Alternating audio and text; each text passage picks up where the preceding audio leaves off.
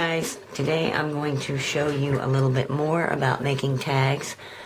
Yesterday we did a video on making tags and we made 2 tags with just using a pair of scissors and a pencil and a ruler. Now today we're going to make some tags in basically the same way, but we're going to use a cutter. Now, I happen to have 2 cutters. The very first cutter I ever got was a Westcott cutter, and I bought this at Walmart for something like $10. It lifts up this way, and you put your paper in, put it up against either guide. You have your measurements here, and you even have 45-degree angles. This is a great cutter to get if you're brand new to crafting.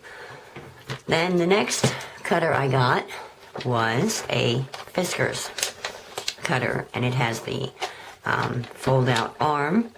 I really like it for bigger cuts, but there are times that I actually have some challenges with the arm not folding straight up, and I tend to make my cuts, and my paper seems to be off-center, or off, it seems to be out of square. So I use both of these. Now, what I'm going to do is, you can use any cutter to do tags. I'm going to make a 2.5-inch tag, and I like to use the bottom. I like to keep the paper up against the bottom of the cutter and cut this way. Alright, now that we have our basic shape, I want this to be, we're going to do a 5-inch tag, and because we have this piece left over, that is going to be a 6-inch tag. So, now what I want to do is I want to cut my tag with, I want to put the tapers on it. I want to taper the top. Now I can do this one of 2 ways. I can either get the center point and make it a point and then cut the top off, or I could eyeball it here and see how much space I want. Now, once I put this in the cutter, I'm going to go along this 45-degree angle line here, and I'm going to look at where this base point is for the card, right here. I'm going to line this up right on the line and try not to move it. Now, I remember where we're at, so I'm going to have the card this way. I'm going to flip it this way, and I'm going to put this point back where it was. Line it up on the 45-degree angle, and try to get it just how we had the other one. And now I have my tabs.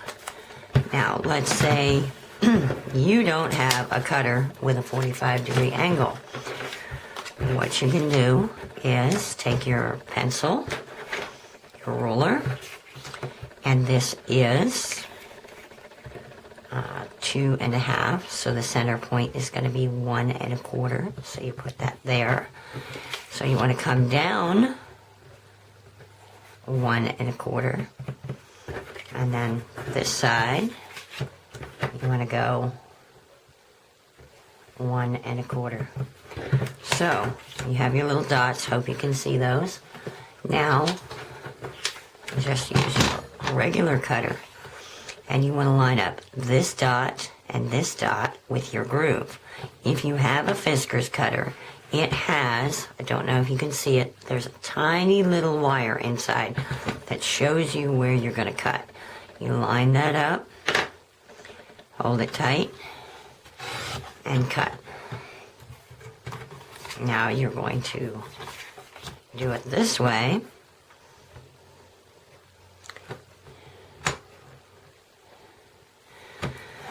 Cut. now you have a point. So now you can place this into your cutter, pull it back, and line up where you want the cut to be, and you have the shape of a tag. So that's two different ways you can do it. Doesn't matter whether you have a cutter with a 45-degree angle or not. And like I showed you in the previous video, you can do the same thing with scissors. But if you have the tools, why not use them? So the next step is, if you would like, take your hole puncher. I just use a cheap dollar store hole puncher. I center it as best I can and decide how far up I want the hole to be. And there we are. We have our tag. Not all of them are going to be exactly the same. It's not a big deal. I would suggest, however, when you put your holes in your tags, make sure that you come in at least a quarter of an inch, because if you get too close to the top, it will kind of squeeze the paper and you'll have like a little indent. And that can, sometimes it can be okay, sometimes it can really be a pain. So now we're at this stage. If you have a corner cutter, this would be a good time to decide if you want to round off some corners. Now, I have a corner punch. This is, I'm not sure what the size of it is, but it's pretty big, and I don't know who makes it. I bought it at Walmart. It doesn't punch really well. I have to put the cardstock in, I have to punch, and then I have to replace it and reposition it to get a good cut. So I end up getting two pieces from that. But I don't mind doing that twice. Now, if you want to make a softer, you can get a smaller punch if you want to make a softer, smaller curve. Also, if you have one of these, which is a We Are Memory Keepers envelope board, punch board, you can use this back side of the punch, and you have a nice little rounded corner. Okay? And again, in case you didn't watch my last video, if you want to put ribbon on your tags, and I do, so I want this ribbon to be about yay tall, so I will find the hole and make one thumb space from the hole. That's my center point. I'm going to fold this over and stretch this out, and this is where I want to cut. So now I'm going to fold this back in half, and I like to use a crochet hook to put my ribbon in, because it just makes it easier. So I decide which side is going to be the front. This is going to be the front here. So I put my crochet hook through, grab the ribbon, and just pull it on through. Once I've got it through, put my index finger and thumb through the loop, grab the tails, pull them through, and then I can tighten it as I please till it's to my liking. There's one.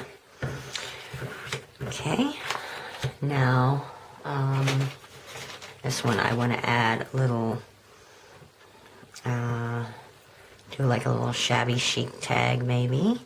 Okay, that's a little taller than what I wanted, but that's good because I didn't make up for the extra space. So I want this to be the front, so I'm going to poke this through and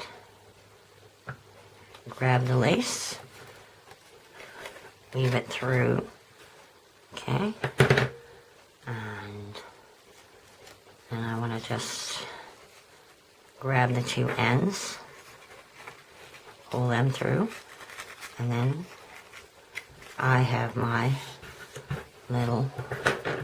two tags. Okay, that's about as simple as it gets. In the next video, we'll work on some extra techniques to make them a little more decorative in the cuts. And thank you for joining me. Bye-bye.